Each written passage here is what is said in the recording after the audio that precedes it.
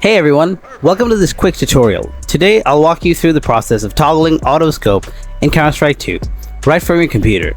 Let's dive right in. First things first, fire up Counter-Strike 2 on your computer. Now, once the game loads up, head to the upper left corner of the screen and click on the gear icon.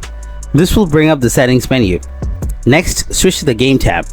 Then click on item from the menu. Here, you'll spot the auto resume sniper rifle aftershot feature. If you want to turn it on, simply click next to it and select yes. This will automatically switch your sniper rifle to scope mode after firing a shot. Conversely, if you prefer to disable it, click next to the feature and select no. From now on, you'll have to manually scope in after each shot.